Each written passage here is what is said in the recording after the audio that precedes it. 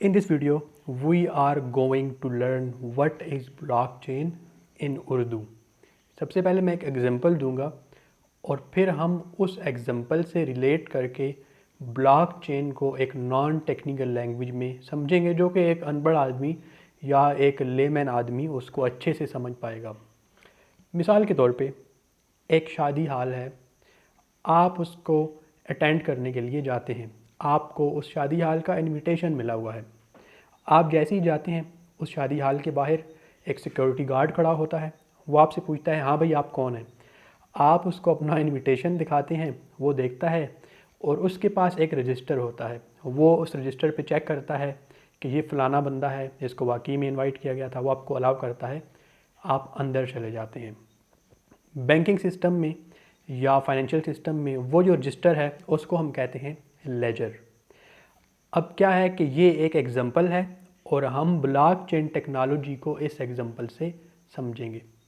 सबसे पहले जो ब्लॉकचेन है उसमें क्या होता है, अगर एक बंदा अंदर होता है उस शादी हाल के, तो ब्लॉकचेन में क्या होता है कि जितने भी लोग उस रजिस्टर में इनवाइट किए गए हैं, जिनके नाम लिखे गए हैं, ब्लॉकचेन में उन सारे लोगों की एक कॉपी हर बंदे को दी जाएगी जो उस शादी हाल में इंटर हो रहा है। यानी कि पहले क्या था कि उस रजिस्टर में सिर्फ लोगों का डेटा था। जो बंदा उसमें इंटर हो रहा था उसको नहीं पता था कि कौन आ रहा है कौन जा रहा है। मिसाल के तौर पे अगर वहाँ पे कोई क्रिमिनल या कोई एक बॉम्बर आ जाता है तो आपको नहीं पता कि वहाँ पे कौन आ रहा है। यानी कि ट्रांसपेरेंसी आ गई है। यानी कि हर बंदे का आपको पता है कि फ़लाना बंदा भी आ रहा है, फ़लाना बंदा भी आ रहा है। यानी कि उस रजिस्टर की कापी हर बंदे के पास है जो कि वो इवेंट अटेंड कर रहा है।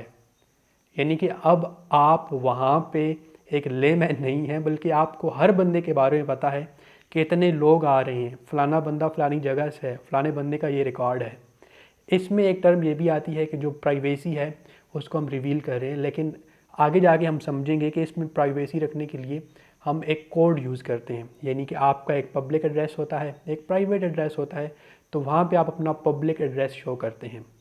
खैर, सबसे पहली जो चीज़ है ट्रांसपेरेंसी, ये आपको क्लियर हो जानी चाहिए कि ब्लॉकचेन जो है वो ट्रांसपेरेंसी को इंट्रोड्यूस करवा रहा है। और ट्रांसपेरेंसी इस तरह इंट्रोड्यूस करवाई गई है कि हर बंदे के पास जो डेटा है उसकी ऑथराइजेशन है, उसके पास एक कॉपी है। सेकंड पॉइंट है नो सिंगल फेलियर। अगर आप देखें इस सिस्टम पे ज़रा आप गौर करें, ये जो शादी का इवेंट है, अब इसका जो सारा डेटा है वो रजिस्टर में है।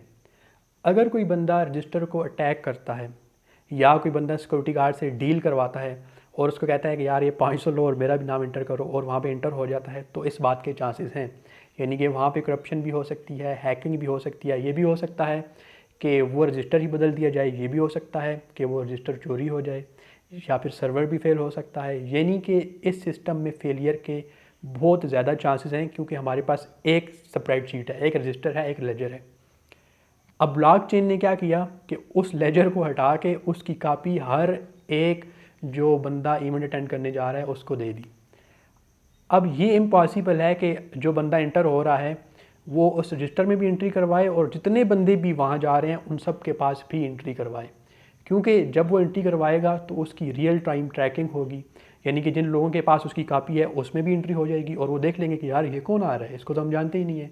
यानी कि इस तरह जो एक सिंगल फेलियर था, जो लेजर था, उसकी जो वीकनेस थी उसको दूर कर दिया गया। जो जितने भी यूज़र्स थे उनको ऑथोराइज़ करके उनको वो डेटा दे के जो एक सिंगल पॉइंट फेलियर था, ये वाला जो पॉइंट था, इसको स्ट्रेंथ दे दी गई। Third one is real time tracking and unaltered copies. अब ब्लॉकचेन में क्या होता है कि जैसे ही कोई नई एंट्री होती है तो उसकी रियल टाइम ट्रैकिंग होती है। यानी कि कोई भी अगर बंदा इवेंट में आया है तो सबको पता चल जाएगा, जितने भी लोग हैं जिनके पास उस रजिस्टर की कापीज़ हैं, सब कापीज़ में वो अपडेट आ जाएगी। यानी कि रियल टाइम अपडेट आएगी कि फ़लाना बंदा इंटर हो चुका है, फ़लाना बंदा नहीं आ रहा, फ़लाने बंदे का कोई इशू बन गया है। ये एक बहुत बड़ा पॉजिटिव एडवांटेज है ब्लॉकचेन का। इसके साथ ही अनऑल्टर्ड कापीज़, यानी कि अगर कहीं पे कोई तब्दीली की जाती है, मिसाल के तौर पे एक बंदा जो है वो नहीं आ रहा, उसकी जगह पे एक नए बंदे को इनवाइट किया जाता है, तो वहाँ पे डिलीट का ऑप्शन नहीं है। ब्लॉकचेन की ये पॉजिटिव चीज़ है कि यहाँ पे आप डिलीट नहीं कर सकते। बल्कि आप क्या करेंगे कि उस चीज़ को कट करेंगे और वो डिलीट नहीं होगी। आपको नज़र आएगा कि ये वाला जो नाम था ये लिखा हुआ था, इसको अरेज किया गया। अरेज का मतलब है कि उसके ऊपर लाइन लगाई दी गई और उसकी जगह पे एक नया नाम इनपुट किया गया। यानी कि जो डिलीट होता है उससे तो ये होता है कि यूज़र्स की नज़रों से वो डेटा ही ख़त्म हो जाता है, लेकिन ब्लॉकचेन का जो डेटा होता है ये अनअल्टर्ड होता है। अगर आपको कुछ नया करना है तो आपको जो पुराना डेटा है उसके आगे लिखना पड़ेगा कि ये डेटा एग्जम्पशन हो चुकी है इसको हम चेंज करके नया डेटा ला रहे हैं। डिलीट वाला ऑप्शन नहीं है।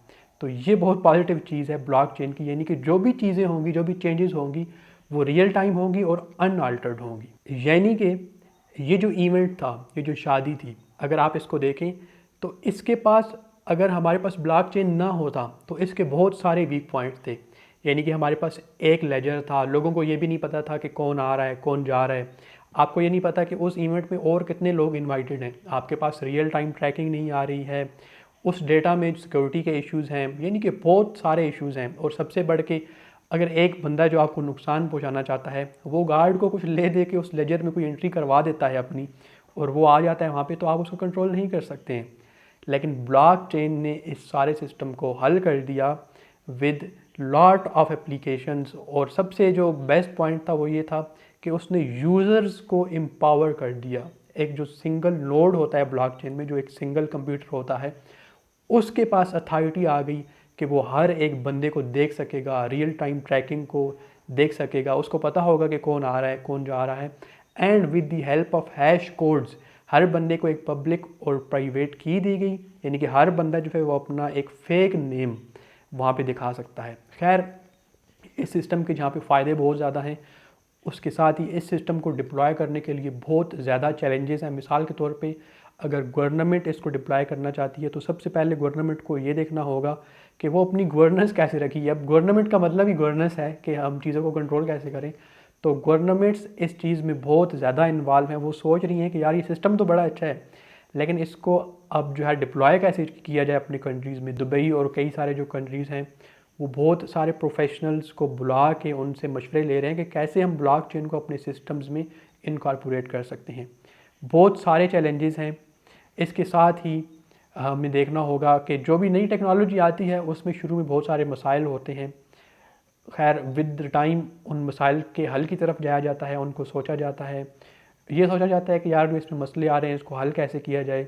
लेकिन बेस्ट चीज़ ये है कि हमें ब्लॉकचेन की सूरत में एक नया सोल्यूशन मिला है बैंकिंग सिस्टम के मुकाबले में, जो कि एक ज़्यादा स्क्वायर है, लेकिन उसके बहुत सारे डिसएडवांटेज हैं। मिसाल के तौर पे आपको ये नहीं पता कि ये जो बंदा है ये कौन है। वो मिसाल के तौर पे आपके पास कोई रिकॉर्ड नहीं है ट्रांजैक्शंस का।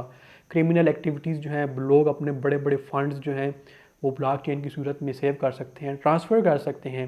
इवन कि जो स्मार्ट कॉन्ट्रैक्ट्स हैं जिनको हम अपनी अगली वीडियो में डिस्कस करेंगे, उनकी मदद से लोग जो है वो बहुत बड़े बड़े काम कर सकते हैं और उसमें किसी थर्ड पार्टी की ज़रूरत भी नहीं है। खैर, उम्मीद है कि आपको एक जो बेसिक कॉन्सेप्ट है ब्लॉकचेन का वो पिछली वीडियो से और इस वीडियो से क्लियर हो गया होगा। हम अगली वीडियोस में स्मार्ट कॉन्ट्रैक्ट क्या होता है इसको देखेंगे, नोड्स क्या होती हैं, जो बेसिक चीज़ें हैं ब्लॉकचेन की इसको देखेंगे। और ये एक नया सेक्शन है, जैसे कि मैंने बोला था अपनी पुरानी वीडियो में कि हम कुछ नई चीज़ें इंट्रोड्यूस करवाने जा रहे हैं। इस सेक्शन में हम टेक की बातें करेंगे। टेक में हमारे पास ब्लॉकचेन है, टेक में हमारे पास आर्टिफिशियल इंटेलिजेंस है, टेक में हमारे पास साइबर सिक्योरिटी है, और भी नई जितनी टेक्नोलॉजीज़ हैं उन सारी को हम बिल्कुल बेस पे जाके एक लेमैन लेवल पे एक्सपोज करेंगे, ताकि हर बंदा मेरे समेत उनको सीख सके और उनसे फ़ायदा उठा सके। मिलते हैं आपसे अगली वीडियो में, तब तक के लिए अल्लाह हाफ़िज़।